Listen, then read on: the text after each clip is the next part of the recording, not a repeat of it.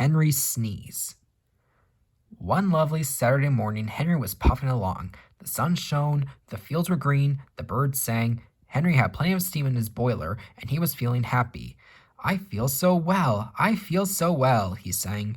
Trickety truck, hummed his coaches. Henry saw some boys on a bridge. Peep, peep, hello, he whistled cheerfully.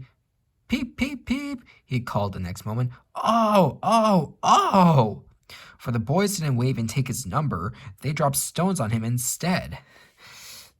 They were stupid, silly boys who thought it would be fun to drop stones down his funnel. Some of the stones hit Henry's boiler and spoiled his paint. One hit the fireman on the head as he was shoveling coal, and others broke the carriage windows. It's a shame, hissed Henry. They've broken our glass, sobbed the coaches. The driver opened the first aid box, bandaged the fireman's head, and planned what he was going to do. They stopped the train, and the guard asked if any passengers were hurt. No one was hurt, but everyone was cross. They saw the fireman's bumped head and told him what to do for it, and they looked at Henry's paint.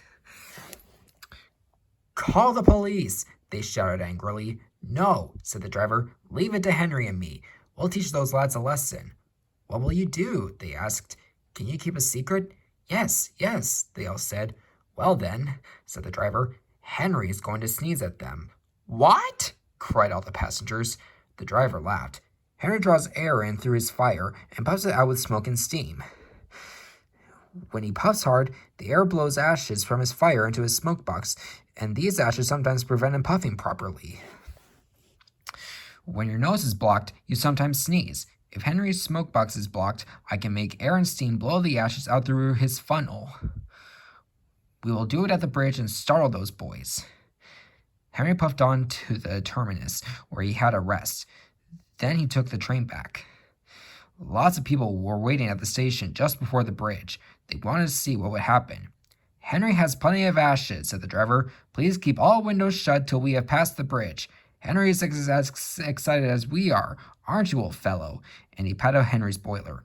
Henry didn't answer. He was feeling stuffed up, but he winked at his driver like this. The guard's flag waved, his whistle blew, and they were off.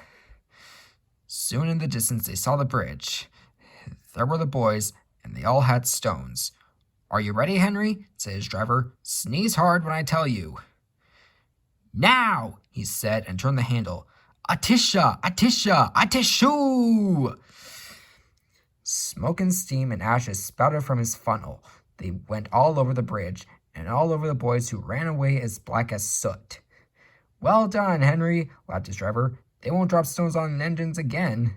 Your coat is all black, but we'll rub you down and paint your scratches, and you'll be as good as new tomorrow. Henry is never again sneezed under a bridge. The fat controller doesn't like it. His smoke box is always cleaned in the yard while he is resting.